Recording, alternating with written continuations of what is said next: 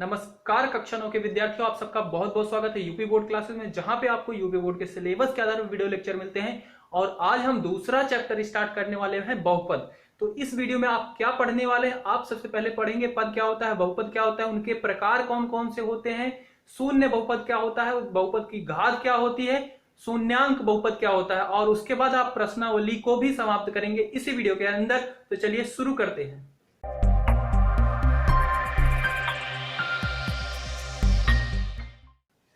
पाठ 2 बहुपद कक्षा 9 गणित। ठीक है, तो बहुपद को शुरू करने से पहले सबसे पहले हम समझ लेते हैं कि पद क्या होता है। तो पद आप जानते हो, नहीं जानते तो सुन लो, अगर जानते भी हो फिर भी सुन लो, आपको आसानी होगी और अच्छे से समझ में आएगा। पद क्या होता है? चर और अचर का गुणा होता है। अब चर क्या होता है, अचर क्या होता है? तो अचर आपके क्या होते हैं? ए बी सी डी, यही सारे अल्फाबेट जो होते हैं गणित के अंदर अक्सर आपको क्या होते हैं? अचर के नाम से मिलते हैं। ठीक है, A1 A2 B1 B2 करके यूज कर लेते हैं। ठीक है, और चर क्या होता है? X Y Z S T. इसके अलावा आपको भी कुछ नहीं मिलने वाला है, 12 तक लगभग यही मिलते हैं। ठीक है, अचर होते हैं। तो पद क्या बताया मैंने कि ये क्या होता है? चर और अचर का गुणा होता है, यानी कि ए एक्स, हाँ जी, दोनों का गुणा कर लिया। पर इसकी क्या होती है? कुछ घात भी होती है। ठीक है, और इसके सामने क्या होता है? दो सिंबल होते हैं, प्लस या माइनस। चाहे प्लस लगा होगा या माइनस लगा होगा, दोनों एक साथ नहीं होता, ये भी ठीक है, समझ रहे हो? अच्छा जी, तो ये क्या होता है? ये अचर होता है। अचर का मतलब क्या? कोई सी भी संख्या होगी, 1 2 3 4 5 6 √1 √2 कुछ भी। ठीक है, और ये क्या है? अचर है। ये यहाँ पे क्या हो सकता है? एक्स हो सकता है, वाई हो सकता है, जेड हो सकता है, एस हो सकता है, टी हो सकता है। और ये इसकी जगह पे जैसे बताया भी, कोई भी संख्या होगी, कुछ भी संख्या हो सकती है। और ये एन क्या होता है? ये होता है पूर्ण संख्या। पूर्ण संख्या क्या होती है? पूर्ण संख्या 0 1 2 3 4 5, ये सारी संख्या क्या होती है? पूर्ण संख्याएं होती है। इसके अलावा अगर कोई संख्या है यहाँ पे, मतलब कि वो पद नहीं है। समझ गए? अच्छा, अब मैं पूछता हूं आपसे, 5x ये बताओ पद है क्या? हाँ जी, पद है। ये क्या है? कोई भी संख्या, अचर है, ये चर है, और इसके ऊपर घात क्या है? 1 है, तो ये क्या है? पूरा पद है। अच्छा, 3x की घात 0, बताओ ये पद है क्या? हाँ जी, पद है, क्योंकि 0 क्या होता है? पूर्ण संख्या, इसके सामने सिंबल कौन सा है? धन का है। अच्छा, 5x की घात -2 पद है क्या? नहीं है, बिल्कुल भी पद नहीं है, क्योंकि x की घात -2 क्या है? ऋण 2, पूर्ण संख्या नहीं होती है। अच्छा जी, समझ गए बात को? यहीं पे कुछ शब्द और यूज होते हैं, गुणांक। तो जैसे आपसे पूछा जाए, जैसे ये दिया गया है 5x की घात 3, तो मैं पूछूं x की घात 3 का गुणांक। तो गुणांक का मतलब क्या है? जो भी x लिखा है, x की घात 3 है, उसके साथ जो भी संख्या गुणे में है उसी को, तो यानी कि 5 हो गया। क्योंकि मैंने बताया ना, पद क्या होता है? दोनों का गुणा होता है। तो यहाँ पे x की घात n का गुणांक पूछो तो क्या है? गुणा में 5, a है यहाँ पे, तो यहाँ पे x की घात 3 है, उसका क्या गुणांक है? 5 है। बहुत ही सिंपल है। और यूज होता है शब्द घातांक। तो जैसे मैं यहां पूछूं कि इस पद का घातांक क्या है, इसकी घात क्या है? n है। 3x की घात 4, इसका घातांक क्या है? 4 है। तो इन सब चीजों को आप नोट कर लेना। घातांक, घातांक क्या है? जो भी उस पद की घात होती है उसी को बोलते हैं घातांक। अब बात करते हैं बहुपद की। तो इस प्रश्नावली में जो आप पढ़ने वाले हो, वो पढ़ने वाले हो एक चर वाले बहुपद। एक चर आप समझते हो, जिसमें क्या होगा? जो अचर होंगे एक ही होंगे, या x होगा तो x ही होगा, y होगा तो y ही होगा, z होगा तो z ही होगा, उसे बोलते हैं एक चर। अच्छा, सबसे पहले आप बहुपद समझ लो, फिर ही आपको समझ में आएगा। तो बहुपद क्या होता है? इसी तरह के बहुत सारे पद को एक साथ जोड़ के लिखने को ही बहुपद बोला गया है। क्या है? इसी तरह के बहुत सारे पद को एक साथ जोड़ के लिखना। जैसे मैं यहां पे लिख दूं 5x प्लस 3, x की घात 0 है, यानी कि इसका मतलब क्या होता है? 1 होता है, यानी कि 3 हो जाएगा। 1 3 1 3, यानी कि ये क्या है? आपका बहुपद है।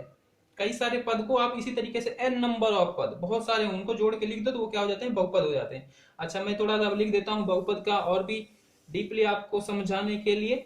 तो बहुपद क्या होता है? बहुत सारे पदों को एक साथ जोड़ के लिखने को बहुपद कहते हैं। ठीक है, अच्छा, इसे आप गणित में ऐसे अक्सर देखोगे, p x a की पावर n 0 x की घात n प्लस a1 एक्स की घात n-1 प्लस a2 एक्स की घात n-2, ऐसे करते करते चला जाता है।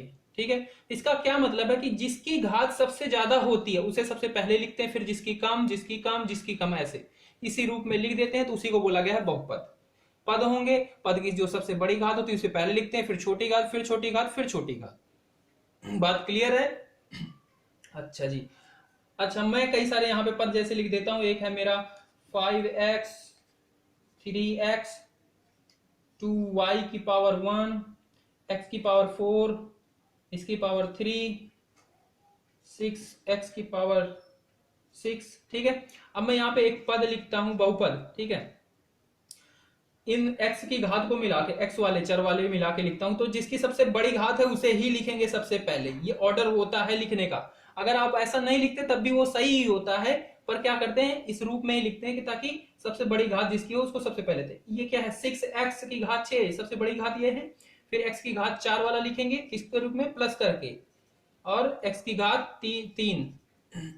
तो ये क्या हो गया, बहुपद हो गया। अच्छा, y की घात 1 है यानी कि 2y, इसे भी लिख सकता है। हाँ जी, ये भी बहुपद ही है, पर यहां तक मिला के ये इतना क्या था, ये था एक चर वाला बहुपद। यहां से अगर मैं y भी इसके साथ लिख देता हूं तो ये हो गया दो चर वाला बहुपद। समझ रहे हो, एक चर दो चर। अच्छा, मैं इसे मिटा के यहां पे लिख देता हूं, ये क्या है, एक चर वाला बहुपद। इसे नोट कर लेना। अच्छा, यहीं पे नीचे लिख देता हूं 6 की घात 6 प्लस 2y का y 2y। ठीक है, तो ये क्या है, द्विघात वाला बहुपद। द्विचर द्विचर द्विचर, इसे नोट कर लेना अच्छे से, एक चर द्विचर वाला बहुपद। ठीक है, तो ये सारी चीजें आपको थोड़ा सा पता होना चाहिए बेसिक। अब मैं समझता हूं आपको बहुपद समझ में आ चुका है। अब इनके कुछ नाम बताए गए हैं बहुपद के, इनके पद के हिसाब से। जैसे यहाँ पे एक पद है, दो पद है, यहाँ पे एक पद, दो पद, तीन पद है, तो इनके आधार पे कुछ इनके प्रकार बताए गए हैं, तो मैं उसे आपको बताता हूं।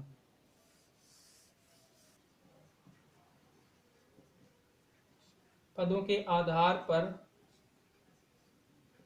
बहुपद के प्रकार।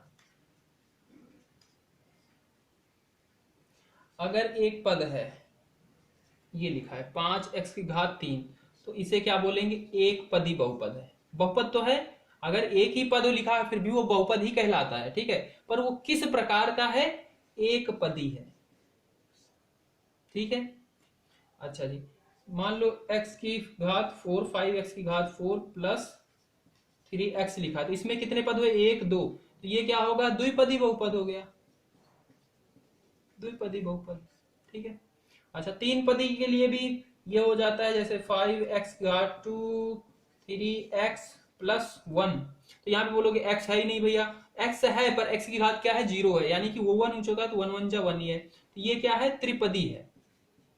तो आपको सिर्फ तीन तक ही पदों तक यूज होते हैं नाम जो दिए गए हैं, स्पेसिफिक कुछ नाम दिए गए हैं, बाकी और भी हैं पर उनके नाम आपको नहीं जानने, क्योंकि 4 पद 5 पद बहुत सारे पदों के होंगे, बस तीन तक आते हैं, जिनको आप थोड़ा सा माइंड में रख लेना कि एक पदी बहुपद क्या होता है, द्विपदी, तीन पदी।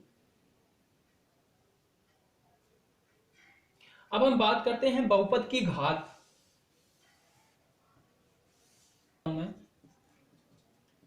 5x की घात 3 2x की घात 4 3x की घात 6। तो बोलोगे भैया आपने तो इसको ऑर्डर में नहीं लिखा, जिसकी घात का मैं सबसे पहले लिखा फिर बाद में लिखा, तो ये भी बहुपद है, गलत नहीं है, पर अक्सर लिखा जाता है कि सबसे बड़ी घात को पहले लिखें बस, बाकी बहुपद ये भी है। ठीक है, गलत कोई नहीं कहेगा।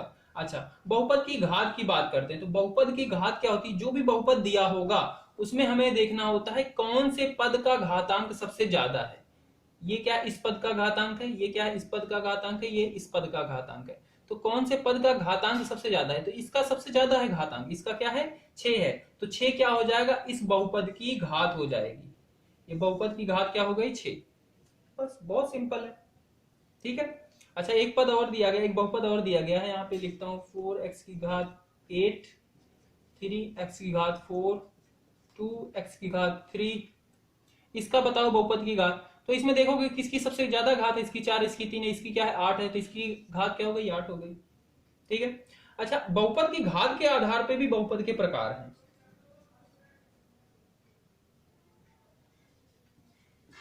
बहुपद की घात के आधार पर बहुपद के प्रकार।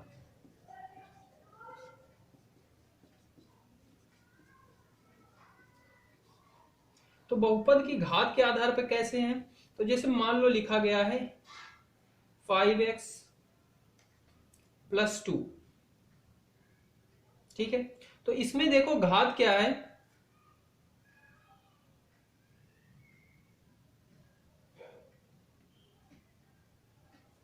तो इसकी घात क्या है, इसकी घात 1 है, क्योंकि यहां पे x की घात 0 है, इसकी 1 है। तो अगर जिसकी एक घात होती है उसे बोलते हैं रैखिक बहुपद। रैखिक बहुपद नोट अच्छे से बना लेना, इनको बहुत जरूरी है, ये आपको 10th में बहुत फायदा देंगे। ठीक है। और इनका कुछ सामान्य रूप भी है, मतलब ये किस टाइप से हैं, ये है ax + b, यानी कि x की घात क्या है, ये क्या है अचर है, ये भी अचर है, और ये क्या है चर है, इसकी घात क्या होगी 1 होगी। तो इसका सामान्य रूप है, ये भी अच्छे से नोट कर लेना। अच्छा जी, अगर लिखा गया है x की घात 2x + 3 मान लेते हैं, ठीक है, ये भी बहुपद ही है। ठीक है, बहुत सारे पदों को जोड़ के एक साथ लिखे हैं, पर इसकी घात क्या है, तो इसकी घात क्या है, यहाँ पे जो x है उसकी घात 0, इसकी 1 और इसकी क्या है 2 है। तो बहुपद की घात क्या होती है, सबसे बड़ी घात, पद की सबसे बड़े घातांक, इसे उस बहुपद के पदों का सबसे बड़ा घातांक। तो ये एक पद है, ये एक पद है, ये एक पद है, तो ये इस पद का सबसे बड़ी घात क्या है, ये है। बाकी सबकी घात क्या है 0 है घातांक, तो ये क्या होगा 2 हो जाएगा। इसका घात क्या हुआ 2 हो गया, तो जिसका भी घातांक क्या होता है 2 होता है, यानी कि बहुपद की घात 2 होती है, उसे क्या बोलते हैं द्विघातीय बहुपद। 10th में इन पे चैप्टर है, एक पद, एक रैखिक बहुपद, द्विघातीय बहुपद। ठीक है, इसका भी सामान्य रूप होता है ax² bx + c। अब यहाँ पे देखो a क्या था 5 था, x क्या था, x ही था 2 था, और b की जगह पे ये है, और +c कोई अचर पद है। ठीक है, तो ये लिख लेना। इसी तरीके से 3 घात जिसकी होगी उसे बोलते हैं त्रिघातीय। ये लो एक एग्जांपल ले लेते हैं हम। तो ये क्या है, इसकी घात क्या है 3 है, इनके पदों की सबसे बड़ी घात क्या है, इसकी है 3 है, तो ये क्या होगा त्रिघातीय बहुपद।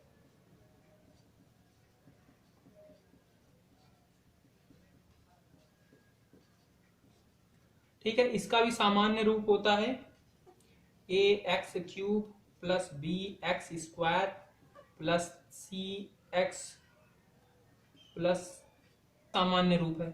इसी तरीके से जिसकी घात 4 हो उसे बोलते हैं द्विवर्ग बहुपद। ठीक है, बस इतनी ही है।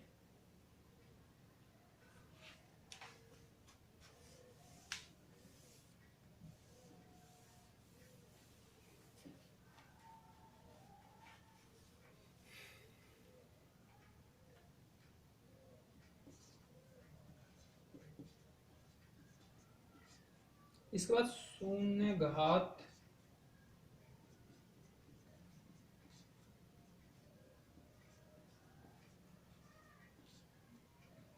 घात वाला बहुपद, या इसे बोलते हैं, क्या चीज होती है भाई, इसमें क्या होता है जिस भी बहुपद की घात क्या हो 0 हो उसे बोलते हैं शून्य घात वाला बहुपद। जैसे कि ये होता है, जैसे जिस भी बहुपद की क्या हो घात क्या हो 0 है, ax की घात 0, यानी कि इसकी घात क्या है इस बहुपद की 0 है, इसे क्या बोलेंगे शून्य घात वाला बहुपद या शून्योत्तर अचर बहुपद। जैसे लिखा है 5x की घात 0, ये क्या है शून्य घात वाला बहुपद, और इसे क्या पढ़ोगे आप 5 है, क्योंकि किसी भी चर की घात 0 होती है तो उसका मान 1 होता है, तो 1 × 5, 1 × 5 5। एक चीज और है यहाँ पे शून्य बहुपद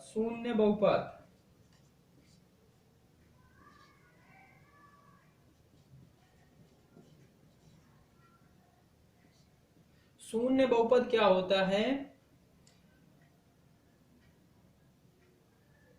जिसका गुणांक ही क्या हो, शून्य हो, यानी कि पूरा बहुपद ही क्या हो, शून्य के बराबर हो। समझ रहे हो? उसे बोलते हैं शून्य बहुपद। जिसका की गुणांक ही क्या हो, सारे अचर का गुणांक क्या हो, शून्य हो, तो उसे बोलते हैं शून्य बहुपद। जैसे लिखा है 5x की घात 6, ये क्या है, अचर था, ये क्या है, शून्य है, तो इसका गुणा करोगे तो 0 ही आएगा ना। और इसके साथ कुछ भी हो, x की घात 2, 0 गुणा x की घात 1, कोई दिक्कत नहीं, सब में शून्य है तो सबका क्या आ जाएगा, px बराबर 0 ही आएगा। तो ये क्या हो गया, शून्य बहुपद। अब हम शुरू करते हैं अपनी प्रश्नावली को।